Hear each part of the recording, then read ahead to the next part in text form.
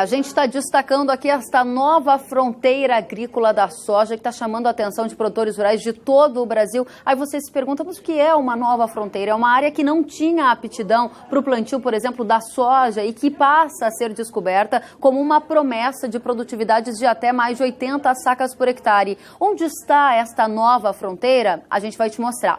Temos a arte aqui mostrando para você. Essa nova fronteira, chamada de Cealba, ela fica em parte de Sergipe, Alagoas e Bahia. A gente pintou aqui o mapa para mostrar para você. É uma área que sofre muito a influência do litoral e que, segundo a Embrapa, pode trazer produtividades muito altas para esta região. Região conhecida como Cealba, você viu agora há pouco no mapa, e de acordo com pesquisas da Embrapa Tabuleiros Costeiros, essa Embrapa que fica em Aracaju, Sergipe, a área ali de Sergipe, Alagoas e Bahia possui um alto potencial produtivo para a soja e que em alguns anos, de 4 anos de pesquisa, já tem registro de até 80 sacas por hectare.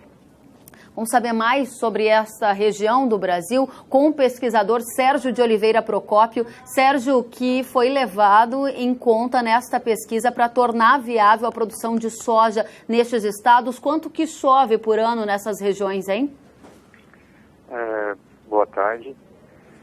Então, nós fizemos um levantamento grande, nesses estados aqui do Nordeste sobre a questão da chuva e do tipo de solo, né? Então, nós verificamos, a gente tinha um critério que para ele ser viável para grãos, no período de cultivo, que aqui varia da segunda quinzena de abril a setembro, deveria chover pelo menos 450 milímetros.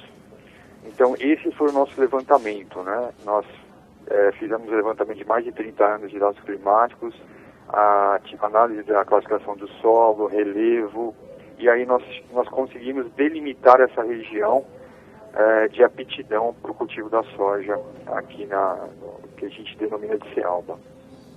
Agora, Sérgio, a gente está vendo algumas imagens que são fruto de um trabalho de 4 anos que vocês monitoram. Que cidades dessas regiões e qual é o solo que tem aí? Você falou de um regime de chuvas de 400 milímetros do plantio até a colheita, certo? Qual é o solo da região?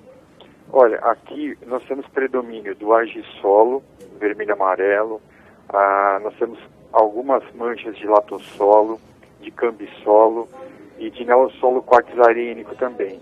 Então, é um solo variado, mas o maior predomínio são dos argissolos, né, os antigos flodizônicos. Bom, agora você falou do solo, falou também das condições de chuva. Sérgio, quero chamar a sua atenção, porque a gente está vendo as imagens e você reportou para a gente que já foram colhidas 80 sacas por hectare. Quando que foi colhido 80 sacas por hectare? Foi uma maioria de produtores? Foi um caso isolado? Qual é a produtividade nessa região?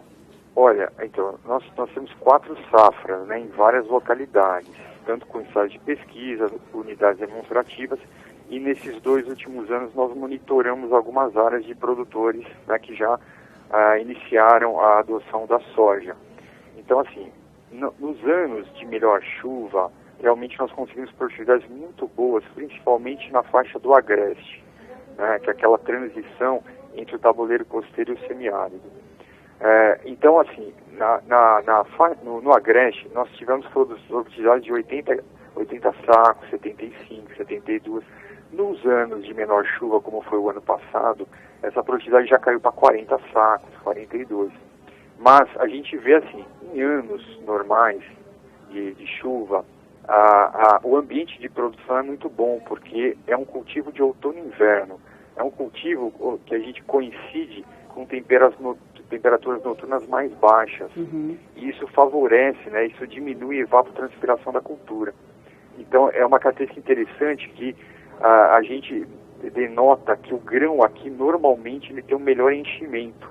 Né? Então, a gente percebe que o peso de 100 grãos aqui, normalmente passa de 20 gramas, enquanto no restante do Brasil gira em torno de 16. Agora, Sérgio, claro que essa situação climática é um dos principais pontos que o produtor rural leva em consideração na hora de abrir novas fronteiras ou comprar terras em áreas tidas como novas fronteiras agrícolas, ou seja, nesta nova área chamada de Cealba, Sergipe, Alagoas e Nordeste da Bahia, você tem aí o desafio da chuva, né? A Desirê acabou de mostrar que há uma previsão tendendo para um El Niño Ninho em 2017, o que não é favorável para o regime de chuvas nesta região. Aí, desta mesma forma, vai se fazer soja ou parte para uma outra cultura que seria mais tradicional, como milho e cana nessas regiões? Olha, então, comparativo com o milho no ano passado, a soja, ela teve uma menor perda de produtividade. Então, mesmo num ano difícil como foi o ano passado, a maior parte dos produtores teve produtividade acima do custo de produção, no ano que o milho teve uma quebra de safra muito alta, né? Então, assim, a gente percebe, né, que com manejo de solo, com cobertura, a soja realmente ela vem despontando como uma grande alternativa para a região. E a gente tem que lembrar que as regiões mais próximas do litoral, nesse período, chega a chover 1.000 milímetros, né? Ótimo, então, assim, é um bom volume de chuvas, né, Sérgio? Agora, já que eu te interrompi neste momento, me diga uma coisa. Ao longo destes 4 anos que vocês pesquisam a produção de soja nesta nova fronteira agrícola, quantos produtores já deixaram de fazer o plantio de cana ou de milho e agora estão fazendo o plantio de soja? E qual é a meta ou a previsão da Embrapa do número de produtores que vão apostar na soja? Então, aqui... nós já tivemos 15 produtores, né, o ano passado, que nós monitoramos cultivando soja. Os de Alagoas eram produtores de cana e os de Sergipe, nordeste da Bahia, são tradicionais produtores de milho, que entenderam que a diversificação, né, a sucessão milho-soja gera muito mais estabilidade na produção. E os produtores de cana entenderam também que não é bom ter só a matriz, né, de cana em Alagoas apostando isso. O que a gente acha é que progressivamente a gente deve ter um aumento em torno de 50% da área. E uma coisa que vem ocorrendo são produtores de outras regiões, por exemplo, do Mato Piba, que estão interessados em fazer uma segunda safra, porque eles terminam a safra deles em março, né, e ficam normalmente até com os equipamentos, as plantadeiras, as colheitadeiras ociosas. Então, aqui eles poderiam vir em maio e fazer uma segunda safra, ou mesmo fazer uma produção de sementes, né, de soja, para o cultivo da área maior deles no Mato Piba, que se dá em final de outubro e novembro. Excelente, Sérgio. Muito obrigada pelos seus esclarecimentos e vale a pena a gente lembrar também que, além dessa região estar despontando como uma descoberta aí para o investimento da soja, ela fica próximo de portos e também próximo de áreas que demandam muitos grãos para a ração de aves, por exemplo, o que seria uma ótima oportunidade para a negociação destes grãos. A gente agradece e muito obrigada por trazer essa informação aqui ao Mercado e Companhia. Volte sempre com mais novidades desta nova fronteira agrícola. Eu que agradeço. Muito obrigado pela oportunidade. Obrigada a você, Sérgio.